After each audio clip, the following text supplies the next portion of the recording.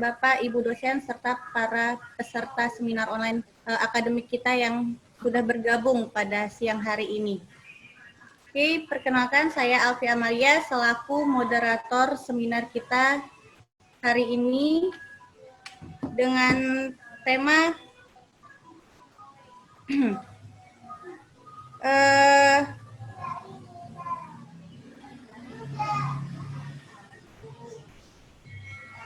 pengembangan modal syariah dalam bidang ekonomi dan bisnis. Hari ini akan ada dua narasumber kita, yaitu Bapak Didi Rahmat dan Ibu Afrida Fitriani Sitahutar. Sebelum kita mulai webinar kita hari ini, ada baiknya kita memulai dengan membaca doa terlebih dahulu agar seminar kita nantinya berjalan lancar dan diberkahi oleh Allah Subhanahu wa Ta'ala. Berdoa dimulai.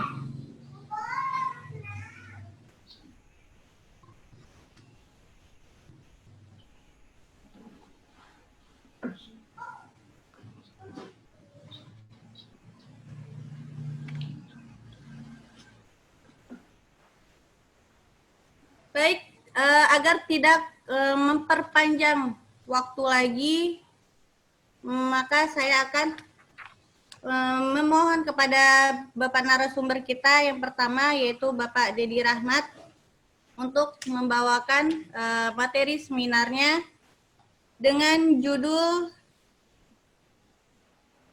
Aspek Usul Fikih dalam Penelitian Ekonomi Syariah. Kepada Bapak Didi Rahmat, saya persilahkan dengan segala hormat menyampaikan materinya. Terima kasih. Baik, terima kasih kepada Bu Alfi selaku moderator. Nampaknya moderator yang semangat nih. Baik, bismillahirrahmanirrahim. Assalamualaikum warahmatullahi wabarakatuh. Alhamdulillah wa syukurillah wassalatu wassalamu ala rasulillah wa ala alihi wa ashabihi wa mawalah. Allahumma salli wa sallim wa barik ala sayyidina Muhammad wa ala ali sayyidina Muhammad. Assalamualaikum ya Rasulullah. Suara bisa ditangkap dengan jelas? Jelas ya? Jelas atau kurang? Oke, baik.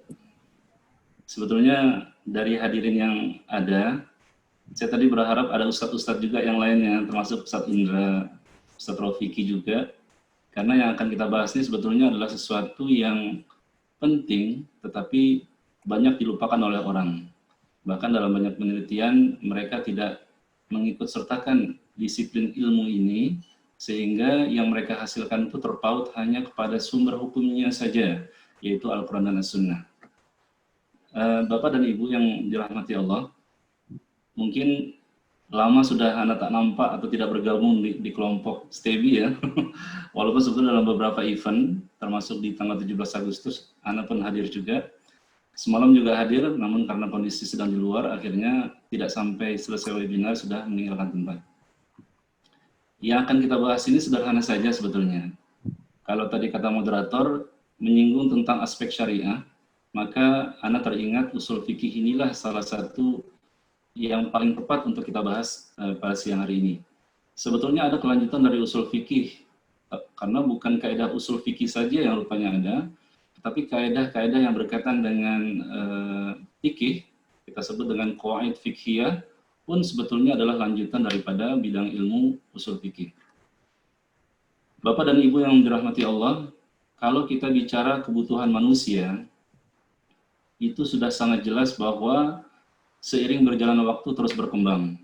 Bukan hanya dalam hal kebutuhan saja, tapi dalam hal model transaksi pun demikian. Orang dahulu tidak butuh dengan yang namanya pinjam-meminjam, tapi sekarang kebutuhan itu sudah sangat mendesak. Dahulu orang mampu hidup apa adanya, tapi sekarang karena kebutuhan, maka mereka perlu melakukan sesuatu yang pada akhirnya mereka berhutang. Dari sisi transaksi pun demikian. Dahulu transaksi tidak ada yang menggunakan online. Mereka langsung membayar antar tangan. Ada juga yang melakukan pembayaran dengan perantara orang ketiga. Tetapi di zaman sekarang tidaklah demikian. Kebutuhan orang untuk bertransaksi secara online itu sudah sangat mendesak. Bahkan dalam beberapa model pembayaran sekalipun, bukan hanya transaksi online saja, tetapi mereka sudah menggunakan beberapa model kartu yang itu sudah ada di pasaran, di kalangan masyarakat kita. Yang mau tidak mau, tentu kita harus mencarikan solusinya. Apakah syariah membolehkan ataupun tidak? Bapak Ibu tentu pernah menggunakan e-tol. Bapak Ibu juga mungkin sekarang menggunakan OVO dalam model pembayaran. Adakah dari sisi syariah dibolehkan? Kalau kemarin mungkin kita hanya membeli barang secara online. Itu pun kira-kira dari sisi syariah dibolehkan ataupun tidak? Oke. Maka yang bisa menjawab ini sebetulnya bukan hanya berpandukan kepada Al-Quran dan Sunnah semata, tetapi juga perlu ada dukungan dari disiplin ilmu yang lain ataupun metode ijtihad. Makanya kalau kita mendengar kalimat usulul fikih, itu tidak lain adalah kita membicarakan metodologi syariah. Metodologi syariah itu adalah sesuatu yang dapat kita lakukan untuk mengistimbatkan sesuatu hukum dari sesuatu perkara. Kalaulah ada satu kegiatan yang dahulu tidak ada, sekarang ada, maka dengan metodologi usul fikih kita dapat mengistimbatkan hukum tersebut.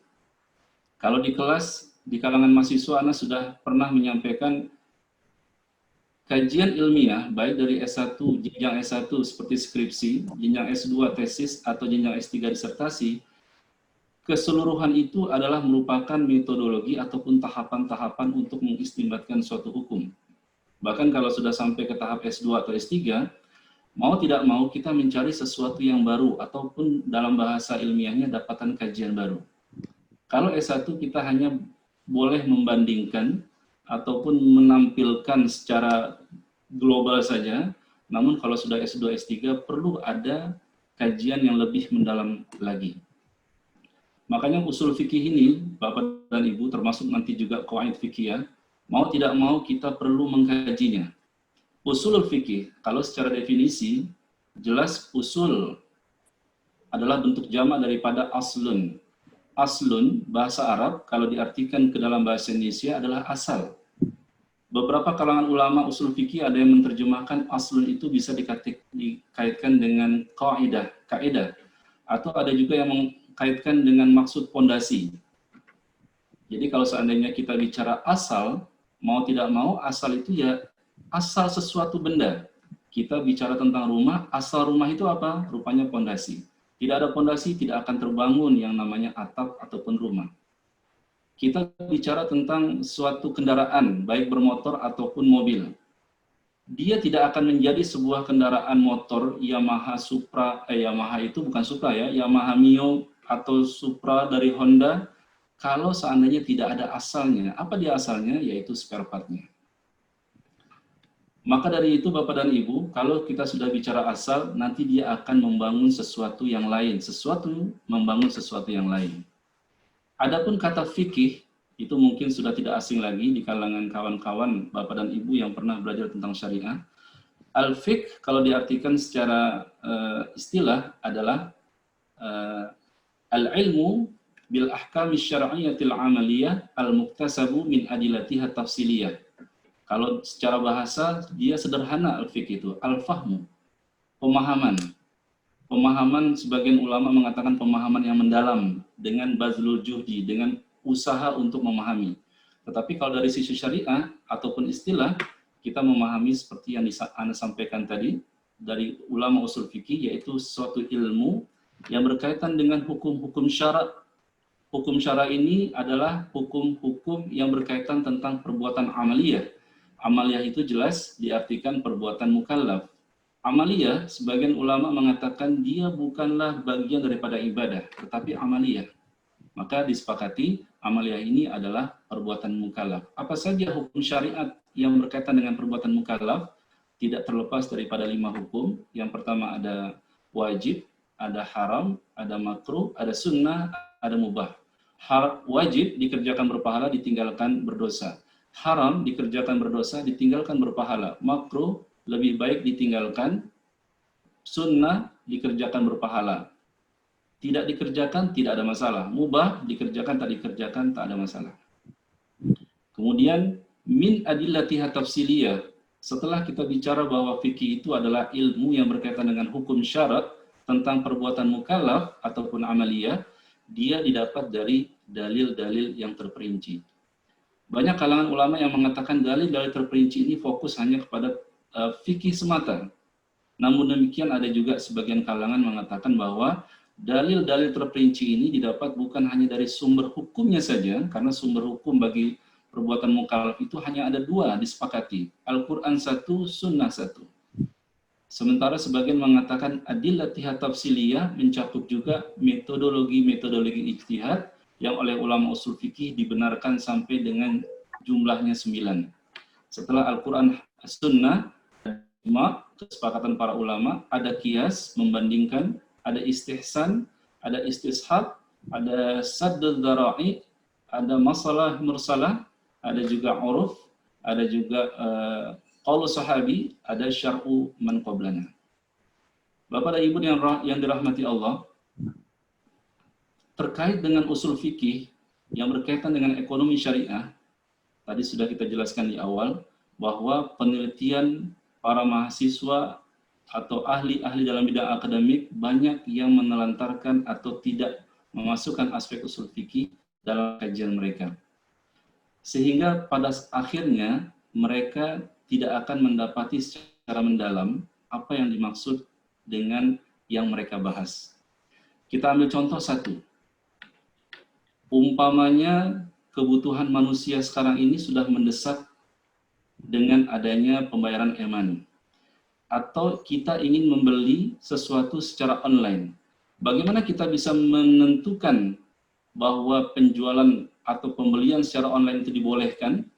Maka kita boleh mengambil salah satu hadis Rasulullah yang menyatakan man aslafa fi syai'in fa fi kailin ma'lum wa waznin ma'lum ila ajalin ma'lum. Jikalau kalian bertransaksi secara salam, sebetulnya salam dengan salaf itu adalah perbedaan bahasa di kalangan masyarakat tertentu saja. Barang siapa yang melakukan transaksi salam dalam arti apa? Dalam arti tidak secara tunai. Nah, ini perlu diingat bahwa transaksi itu ada yang sifatnya tunai, ada yang tidak tunai.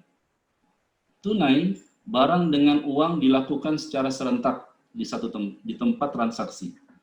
Adapun yang tidak tunai, bisa terjadi barang dahulu diterima oleh calon pembeli, sementara pembayaran dilakukan kemudian, atau pembayaran dilakukan dahulu, barang diterima kemudian. Maka jual beli online itu kenapa banyak yang mengkaitkan dengan jual beli salam? Karena jual beli salam itu metode yang banyak digunakan adalah barang dahulu diterima, kemudian pembayaran di akhir. Apa betul seperti itu, Bapak dan Ibu? Ini kalau online payahnya nih ketika kita ingin berdialog tidak ada yang menjawab ya. Bapak Ibu kalau beli online itu biasanya barang dahulu atau membayar dahulu? Oke lah.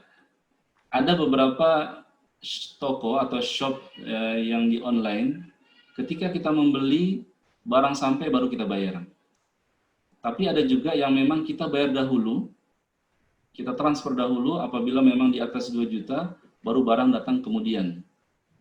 Maka untuk menentukan sikap dari transaksi ini boleh atau tidak boleh, kita harus melalui rentetan ataupun tahapan-tahapan dimulai daripada penganalisaan secara rumusan.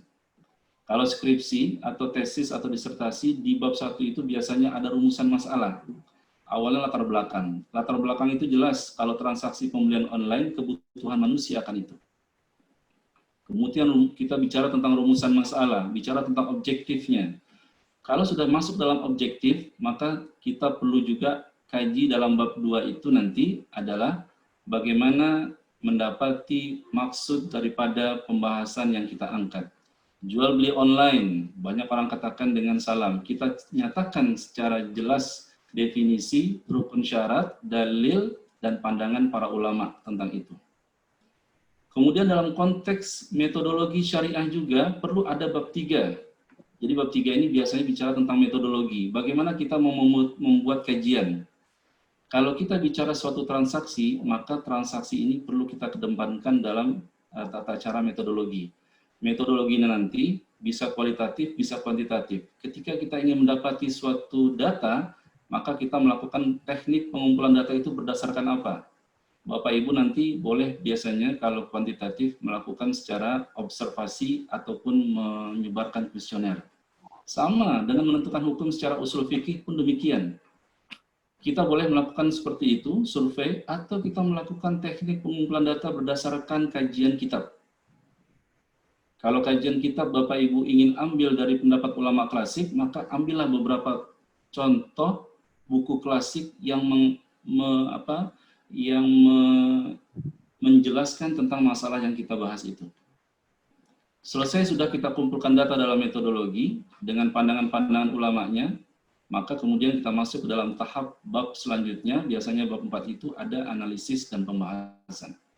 Analisis pembahasan ini biasanya banyak orang dalam tahap yang awal itu membandingkan. Biasanya yang dahulu ada dengan yang tidak ada. Di mana kemiripannya? Tapi ada juga di zaman sekarang ketika dia metodenya sudah kuantitatif, dia melakukan teknik dengan menggunakan alat analisa biasanya. Kalau dia bicara profitabilitas, berarti alat analisanya adalah alat analisa profitabilitas atau yang lainnya.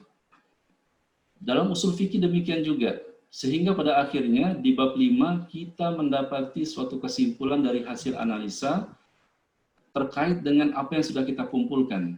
Kalau ada sebagian ulama mengatakan A, maka sebagian ulama mengatakan yang lain, maka kita bandingkan.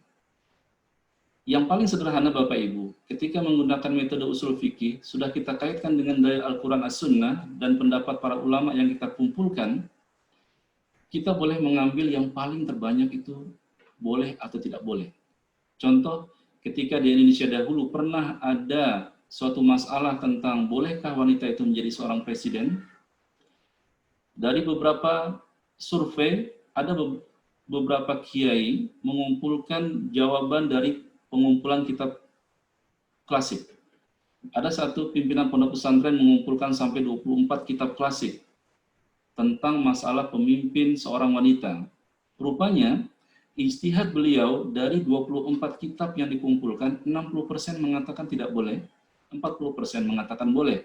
Maka hasil ijtihad beliau katakan ini belum dibolehkan.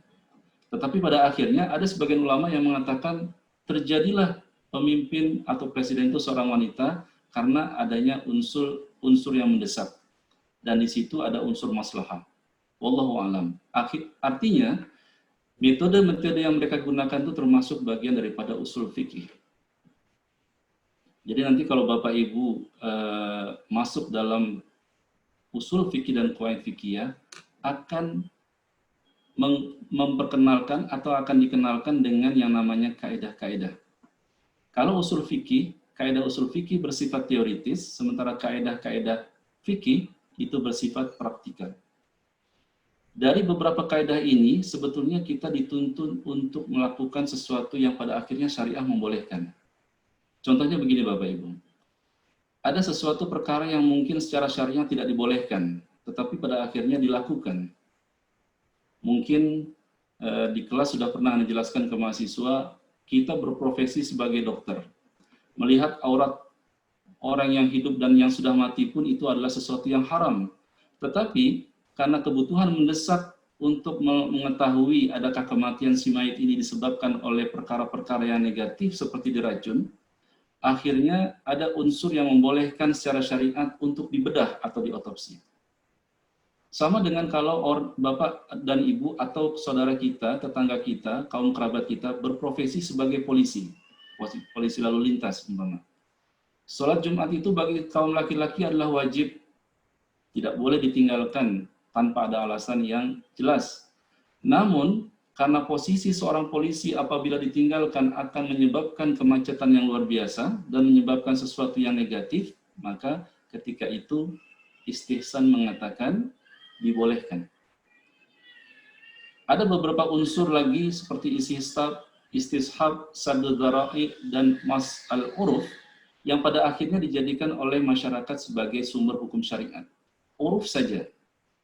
Uruf ini adalah bagian dari metodologi ijtihad usul fikih yang 9, Beberapa kalangan menerima dan juga ada yang menolak.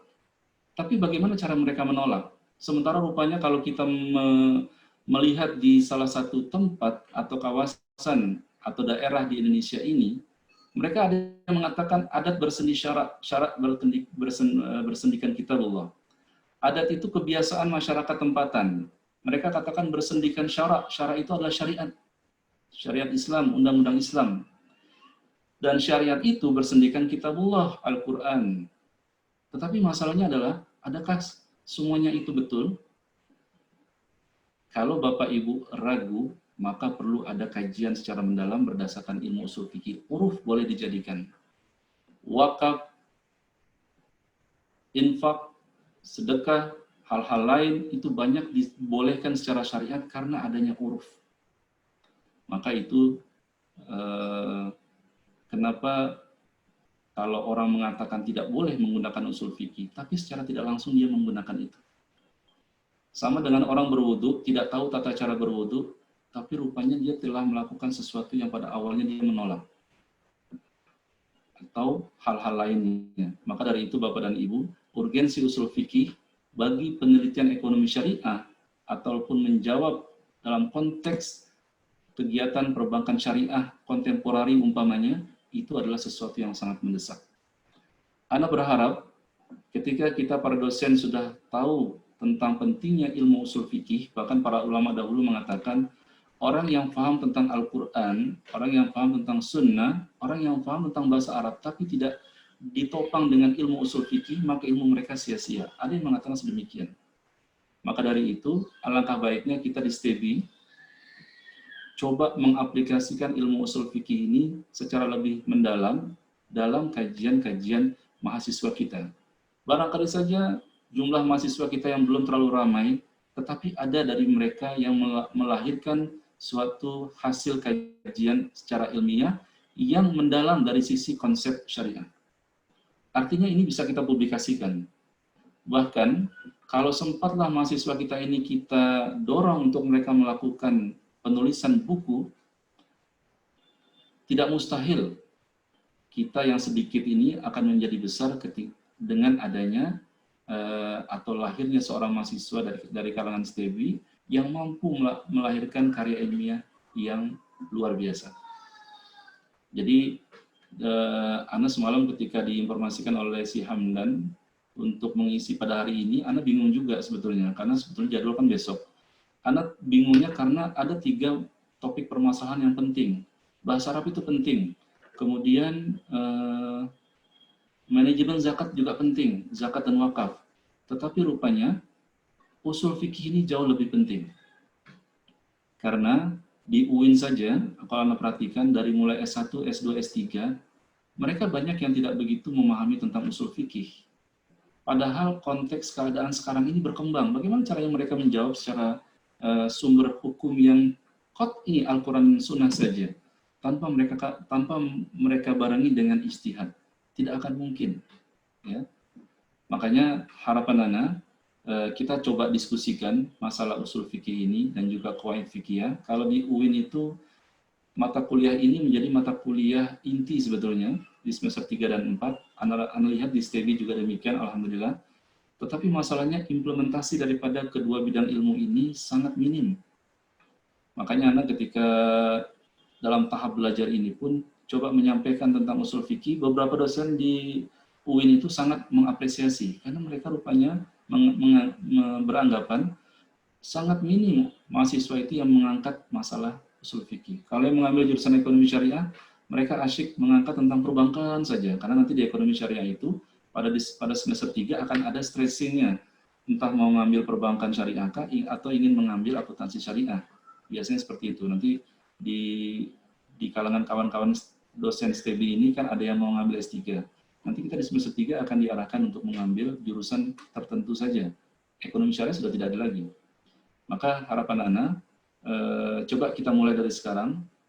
Kawan-kawan yang sudah memahami, yuk kita tuangkan. Bahkan kalau boleh, dalam setiap mata kuliah tidak ada salahnya kita singgung tentang aspek usul fikih.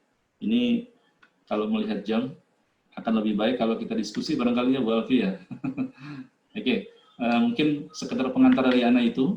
Anda kembalikan dulu pada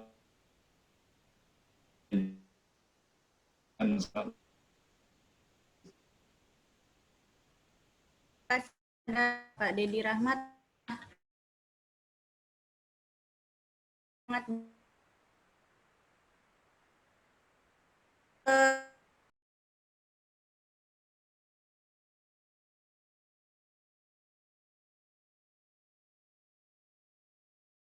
jawab terlebih dahulu Pak sebelum kita masuk ke pemateri kedua. Mungkin kepada para peserta ada yang ingin bertanya kepada narasumber kita yang pertama, dipersilahkan.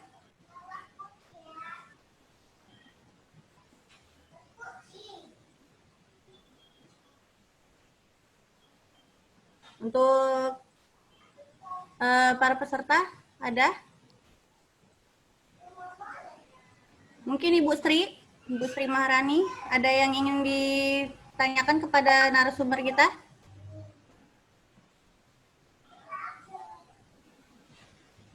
Tidak ada, Dr.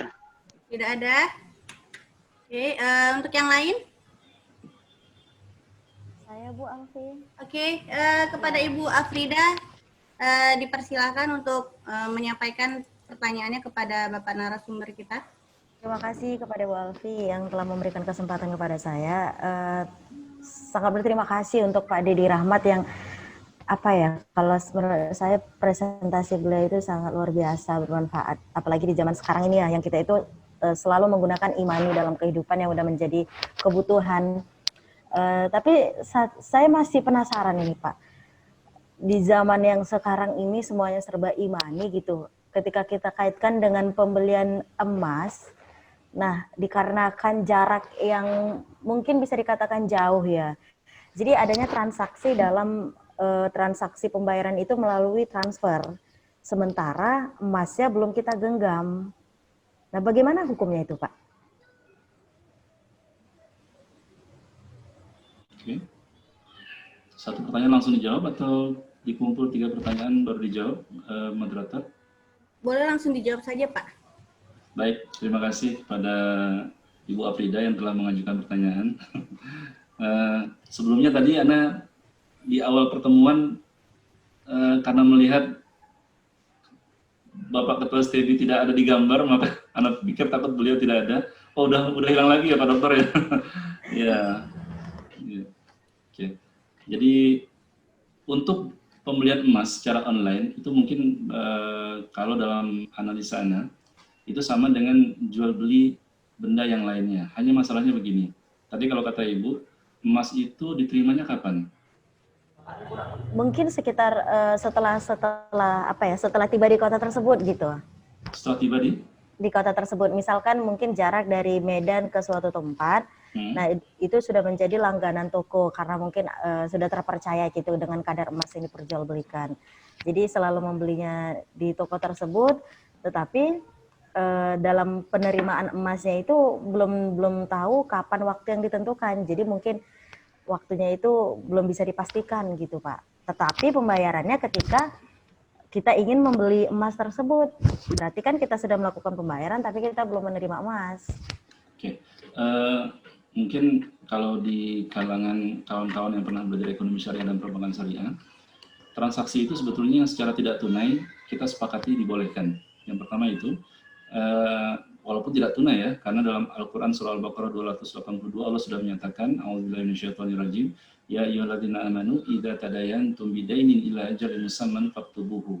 Hai orang-orang yang beriman, jikalau kalian melakukan transaksi yang tidak tunai ini tanda kutip, bisa barang, bisa pembayaran, maka hendaklah ditulis.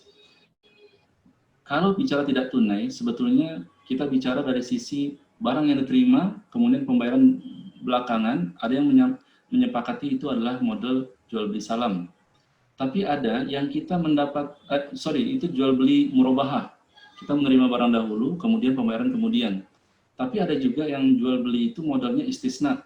Kita menerima barang di akhir, pelunasan juga di akhir. Tetapi di awal itu kita perlu membayar tanda jadi ya, tanda muka. Atau ada juga yang jenisnya jual beli salam. 3 itu sajalah yang menyatakan tentang jual beli yang tidak tunai. Ini pembelian emas. modelnya emas ini tidak sudah sampai di kota tapi nggak langsung diterima ya oleh si konsumen ya. Iya, benar. Sementara konsumen itu mungkin dia membayar uang muka, tapi kalau dalam pandangan Ana, silakan sajalah boleh menggunakan mana-mana model, karena dalam syariah juga para ulama sudah sepakat dengan model jual beli istisna. Kalau Anda katakan karena emasnya tidak langsung terima, mungkin modelnya jual beli istisna, walaupun sebetulnya istisna itu asalnya dari kata-kata sona'a, membuat. Istisna minta dibuatkan. Biasanya berlaku untuk barang-barang seperti model yang tidak ada di pasaran, model yang keinginan sendiri, seperti membuat lemari, modelnya seperti ini, seperti itu, maka kita lakukan dengan transaksi modal istisna. Kalau yang ini sebetulnya, dia lebih kepada jual beli murabahah, andai kata pembayaran itu diangsur dengan adanya margin. Ini ada margin nggak? Atau memang sesuai pembelian harga emas saat itu? Sesuai dengan pembelian harga emas saat itu, Pak. Kalau pembelian emas saat itu sebetulnya ada sedikit ikhtilaf di kalangan para ulama nih, Ibu Afrida. Karena emas itu sama dengan transaksi jual beli mata uang asing ataupun falas. Kalau seandainya falas itu berubah harga dalam satu hari itu 3 kali, emas pun demikian.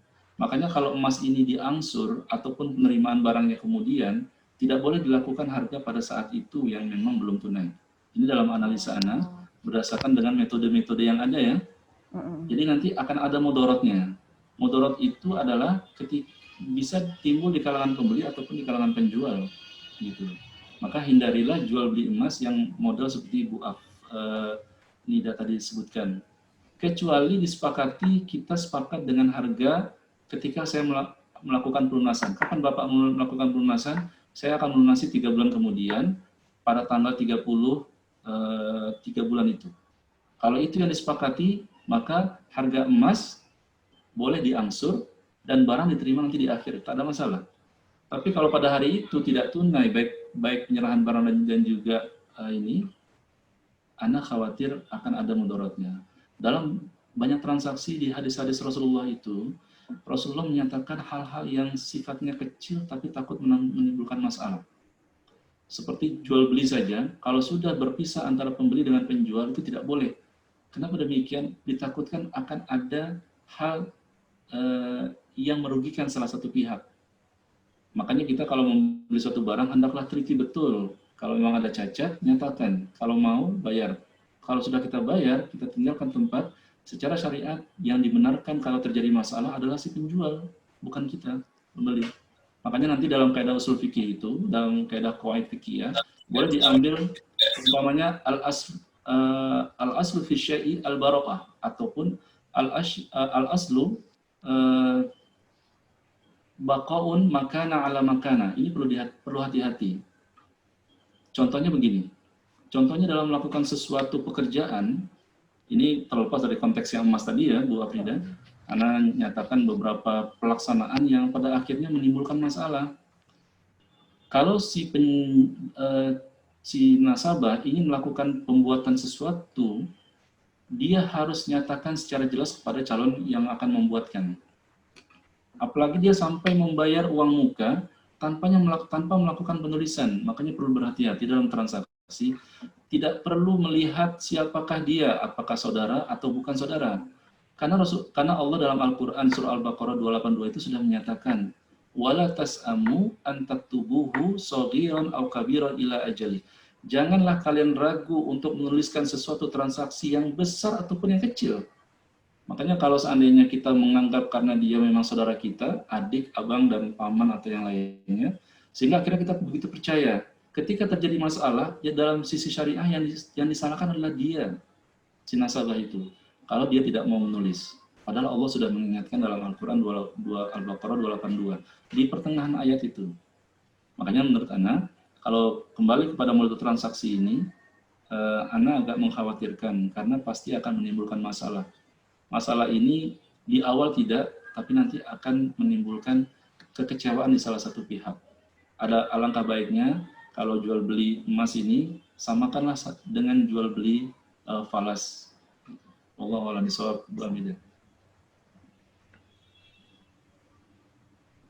Terima kasih banyak Pak atas penjelasannya. Baik, Terima kasih kepada Bapak Dedi Rahmat yang sudah menjawab pertanyaan dari Ibu Afrida dengan baik dan tepat. Mohon izin Bapak, kalau boleh saya bertanya?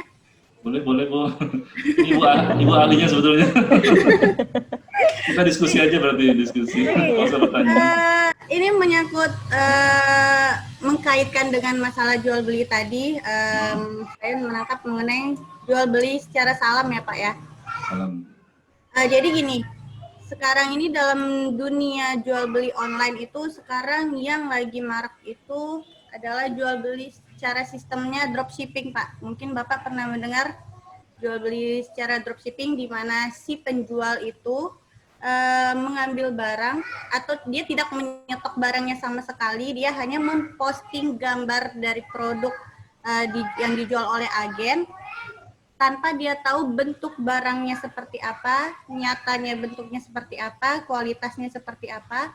Kemudian dia menaikkan harga jualnya sesuai dengan harga jualnya sendiri dan dia menawarkan ke konsumen. Itu kira-kira Pak menurut usul fikih jual beli seperti itu apakah diperbolehkan atau tidak? Karena sekarang kebetulan di online itu sedang benar-benar booming Pak jual beli secara dropshipping karena tidak memerlukan modal sama sekali dan tidak harus menyetok barang. Terima kasih Pak. Baik. Al-umuru bimaqasidiha ya. Segala sesuatu itu tergantung kepada maksudnya.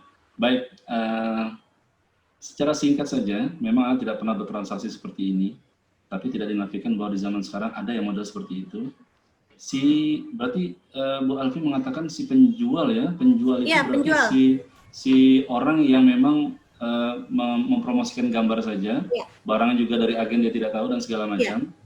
Sebetulnya kalau analisana, kalau terjadi masalah umpamanya jadi si pembeli itu nanti bertransaksi kepada si penjual ya? Iya, benar. Jadi kalau terjadi masalah yang bertanggung jawab si penjual. Ya, tetapi si penjual juga tidak tahu kualitas barangnya seperti apa. Oke. Kalau seandainya si penjual mau bertanggung jawab, itu tak ada masalah. Itu dibolehkan. Dalam arti begini, jual beli salam itu contoh ya, jual beli salam itu sebenarnya dibolehkan itu ada garis bawahnya. Garis bawahnya kalau barang nanti tidak ada yang dipesan oleh si pembeli, si penjual itu sanggup untuk menghadirkan karena memang barang itu ada di pasaran. Makanya dahulu jual beli salam itu dibolehkan karena memang barangnya itu kurma. Pembeli membeli dari penjual gagal panen, maka dia bisa mengambil barang di pasaran karena ketika itu barang memang banyak. Nah, kalau yang ini, kalau seandainya si penjual siap untuk mengembalikan barang, karena kan barang itu ada spesifikasi. Contoh begini, pembelian barang itu berupa laptop saja lah ya, karena Bapak Ibu dosen ini kan identik dengan laptop. Beli laptop, pertama adalah dia harus jelas mereknya apa, kemudian nomor modelnya, model. Laptop Lenovo saja, dia ada banyak model, dari mulai yang IdeaPad, ada yang seri C, ada yang seri S. S yang tertinggi S940, ada S9740, ada S Slim 7 bahkan, ada S yang 3340. Begitu banyak modelnya.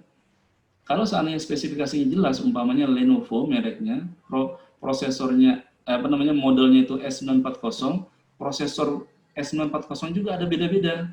Ada yang prosesornya itu generasi terbaru 10 umpamanya. Ada yang generasi ke-8, dia perlu jelas. Maka kalau si penjual mau promosikan dengan detail, itu perlu ada tanya jawab antara si pembeli dengan penjual. Ini dari sisi usul fikih ya, supaya kita tidak menyalahi hadis Rasulullah yang tadi, man asrafi fi syai'in fa fi kailin maklum. Kailnya itu harus jelas. Kalau kail itu diartikan secara bahasa mungkin merek barang. Wa waznin maklum, wazninnya itu harus jelas spesifikasinya. Ila ajali maklum, pembayarannya jelas.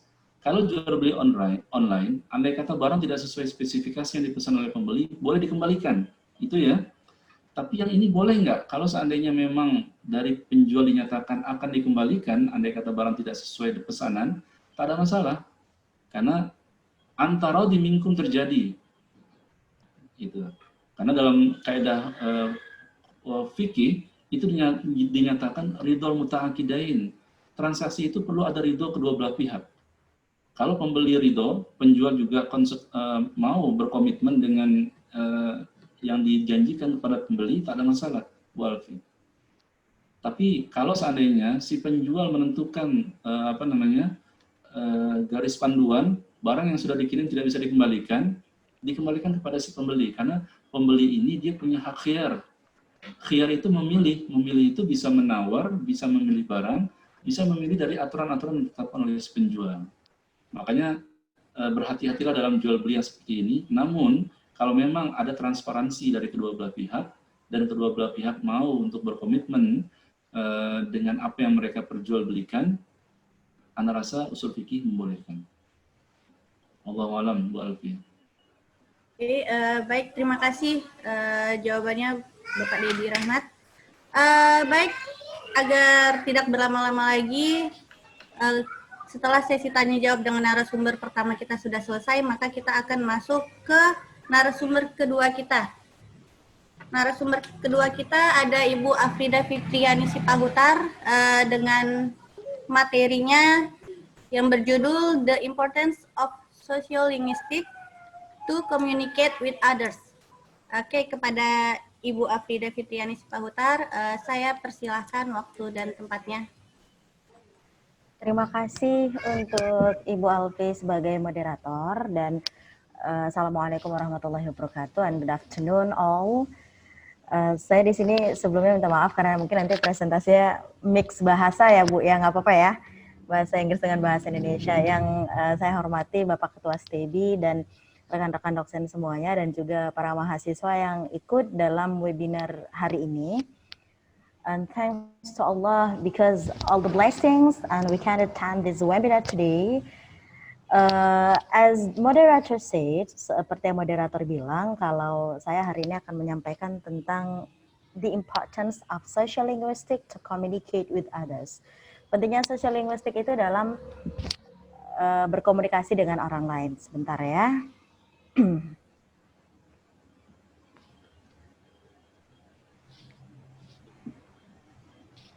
Baik,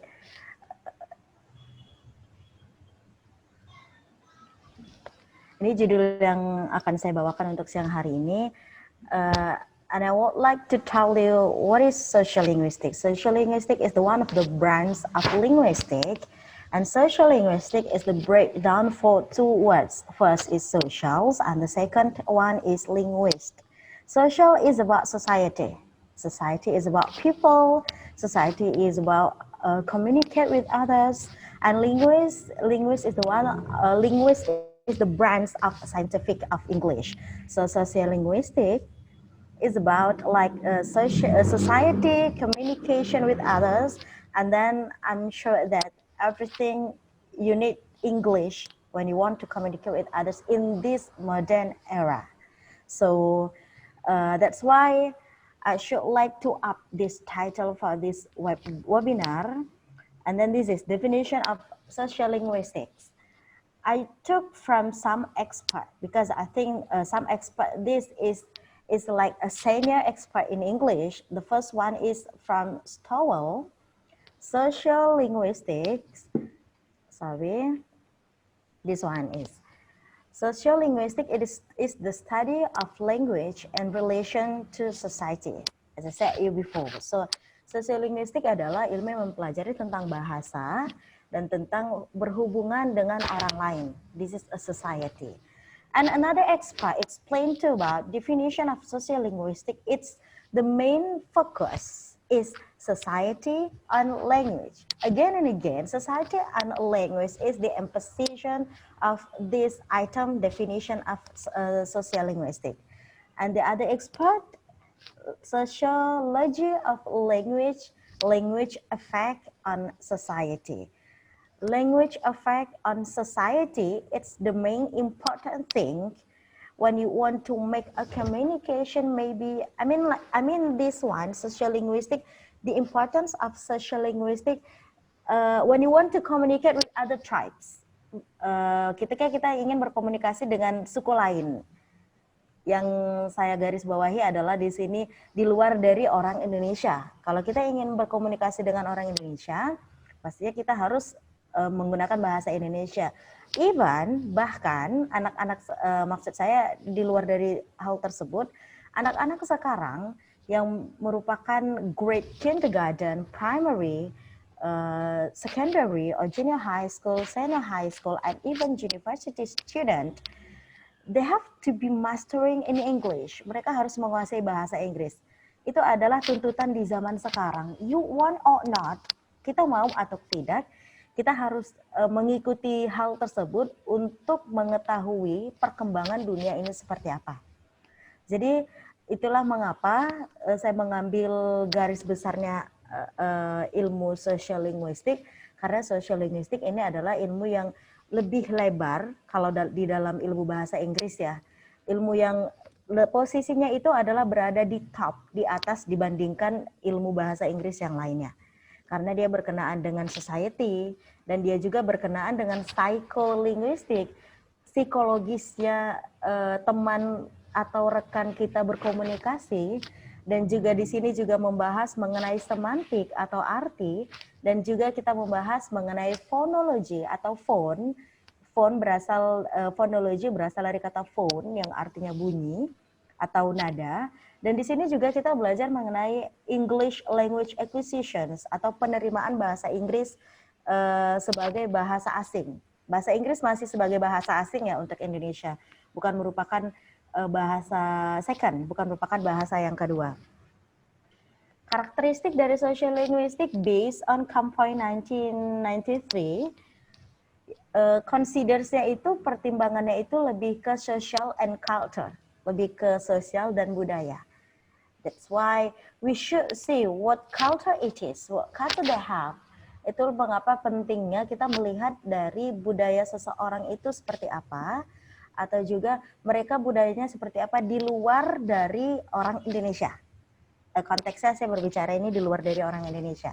Jadi maybe when we are going to go to Malaysia or Singapore English is the main language, not second language.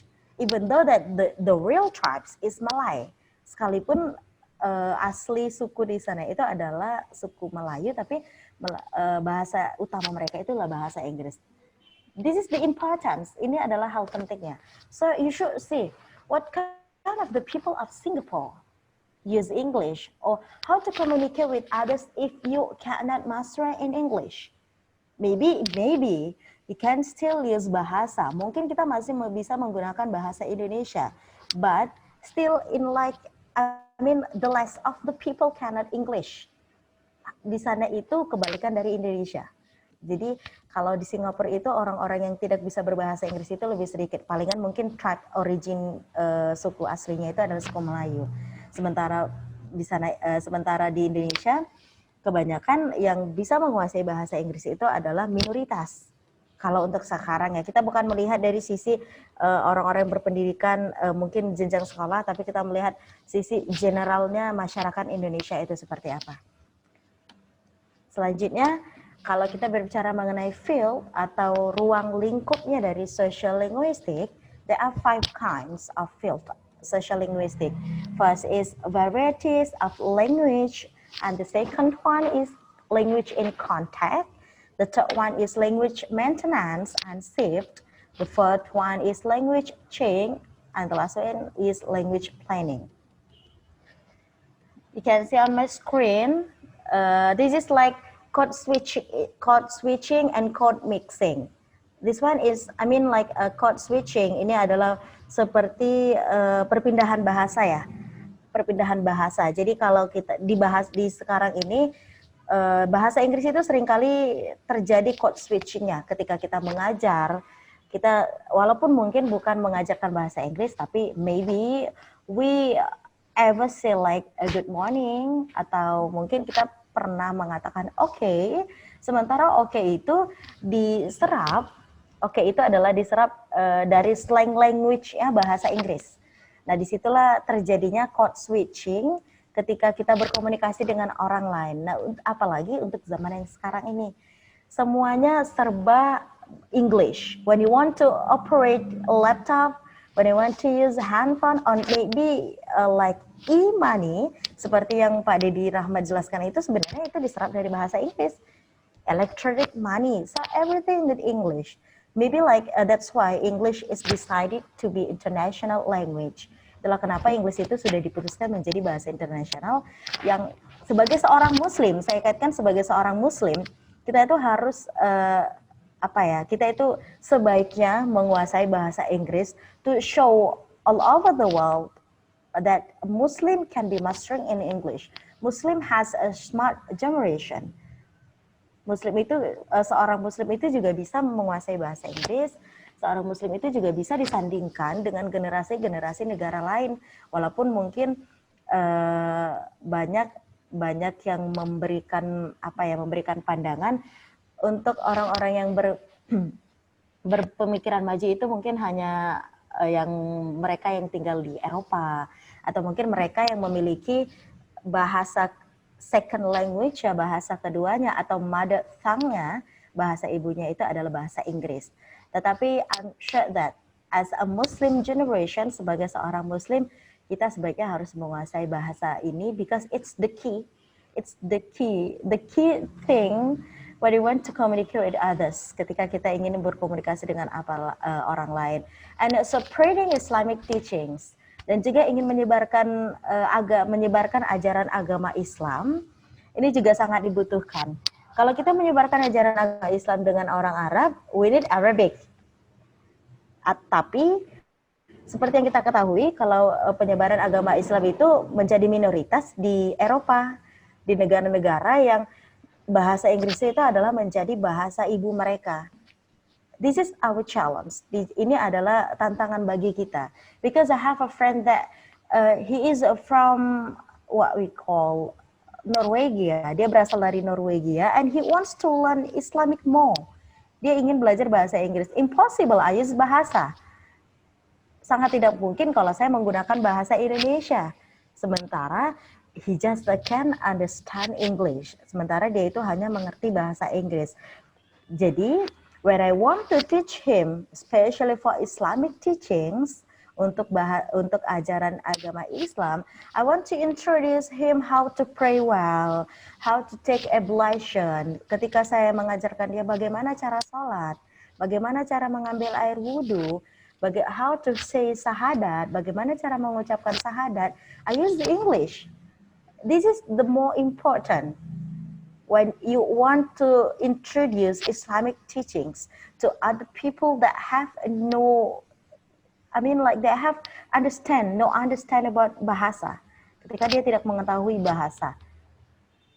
Itulah nilai tambah kita supaya penyebaran ajaran agama ini bisa dipahami oleh semua pihak. Bukan hanya mungkin dari kalangan-kalangan tertentu aja. Karena banyak untuk di Medan ini, saya bergabung dalam komunitas mu'alaf ya, mereka banyak dari negara-negara lain yang notabene-nya itu tidak mengerti bahasa Indonesia. Mereka mungkin, maybe they can understand English just a little, but sometimes we can use like a code. Kita bisa menggunakan kode dan kita mix dengan bahasa Inggris. Tapi they have not all bahasa, mereka nggak mengetahui bahasa Indonesia sama sekali because they are comer. Mereka itu seperti pendatang baru yang tercampak di Medan and they want to know Islam more, dan mereka ingin mengetahui Islam secara lebih.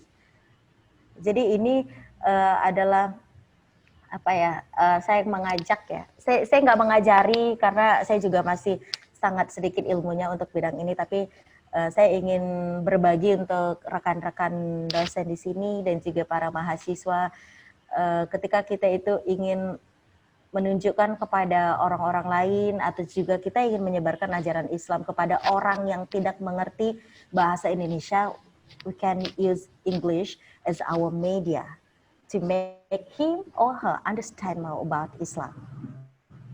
And then, Bu Alfi, waktunya masih ada? Halo? 2 menit lagi. Oh, 2 menit lagi. Iya. Jadi poin pentingnya itu sih. Kalau untuk slide selanjutnya, this is supported slide. Ini hanya slide-slide pendukung aja. Nah, untuk conclusionnya sendiri, bahwa saya ingin menggarisbawahi, I want to emphasize that, menekankan bahwa sociolinguistik itu kita harus mengetahui atau juga mengerti apa sosiolinguistik dalam bahasa Inggris. Dan saya juga yakin bahasa Indonesia mungkin ada juga bidang-bidang yang membahas tentang sosiolinguistik tapi diserap dalam bahasa Indonesia. Saya pikir itu aja Bu Alfi. Oke, ya terima kasih Ibu Afrida. Iya, thank you. You're welcome. Oke, tadi kita sama-sama sudah mendengar pemaparan dari Ibu Afrida Fitriani mengenai betapa pentingnya bahasa Inggris di dalam kehidupan kita, terutama dalam menyebarkan agama Islam, khususnya tentang ekonomi ya, syariah ini. Baik, kepada para peserta webinar, mungkin ada yang ingin bertanya kepada Ibu Afrida mengenai apa sebenarnya bagaimana cara kita supaya membudayakan bahasa Inggris itu sendiri dalam kehidupan kita, atau mungkin ada pertanyaan-pertanyaan lain dari para peserta. Saya persilakan. Boleh Anda coba bertanya dengan Bu Afrida. Boleh, Bapak. Silakan kepada Bapak Dedi Rahmat untuk bertanya kepada Ibu Afrida. I will try to speak English with this discuss, but maybe my English is not good. About the important English that you can ask or tell to us, I just want to ask you one question: how to make the English language is familiar in our campus, maybe, and use with us stakeholder in STEBI, because if we develop our language, especially English, I think that is one point for us. Okay, how to make English language familiar in STEBI. Thank you. Oke, thank you kepada Bapak Dedi Rahmat, kepada Ibu Afrida, silakan dipersilakan waktunya untuk menjawab. Thank you for the questions, Mr. Dedi Rahmat. To answer these questions, I think I'm sure that all of you think the same thought with me. Like the first basic is we have to create like a community. You know, community start from the university students. Kita pondasi dasarnya itu untuk mahasiswanya itu, I have thought like this. We have to create like English community for students. So we can conduct it like twice a week. This is additional lesson, yeah. Nah, this is the main class. This is just additional time for the students who want, maybe Ketua STEBI mungkin memberikan kewajiban, bukan hanya sebagai additional tambahan. Because this is our challenge future. Ini adalah tantangan kita untuk kedepannya. Jadi fondasi dasarnya untuk membuat komunitas Bapak Ketua STEBI kemarin pernah bilang ke saya untuk membuat kelas TOEFL. But I said that TOEFL, what we call TOEFL mungkin kita kesampingan terlebih dahulu, but communication. This is TOEFL for me, honestly. TOEFL is still higher for our university student. TOEFL itu mungkin masih lebih tinggi, masih agak sulit untuk mahasiswa kita, karena mungkin dia yang bersifat lebih formal. Tapi ketika untuk berkomunikasinya mungkin mereka lebih setan, karena dasar yang harus diperlukan itu adalah how to communicate with others. TOEFL is just supportive. TOEFL itu mungkin sebagai pendukung. Tapi ketika mereka bisa berkomunikasi, and then we add kelas TOEFL, kita tambahkan lagi TOEFL program.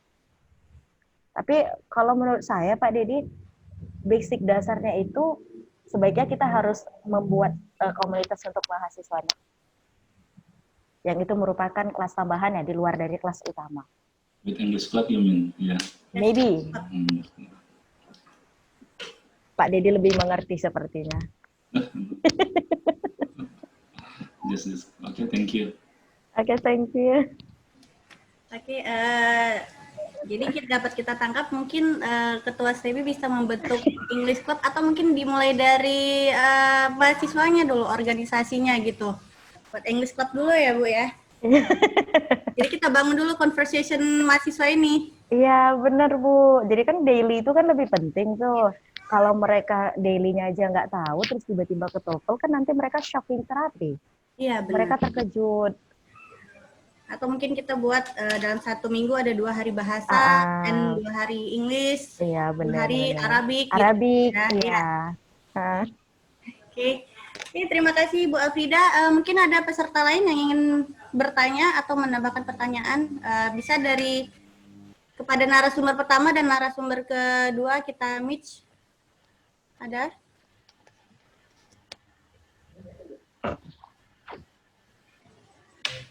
Oke, karena tidak ada dan waktu sudah menunjukkan pukul 3, mungkin kita akhiri saja webinar kita sampai di sini terlebih dahulu. Marilah kita sama-sama mengucapkan alhamdulillah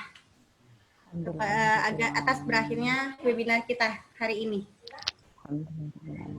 Terima kasih kepada kedua narasumber kita hari ini, Bapak Dedi Rahmat dan Ibu Afrida Fitriani yang telah menyampaikan dan memaparkan materi-materinya serta menjawab pertanyaan-pertanyaan dari para peserta. Terima kasih kepada para peserta yang sudah bergabung dalam webinar kita hari ini.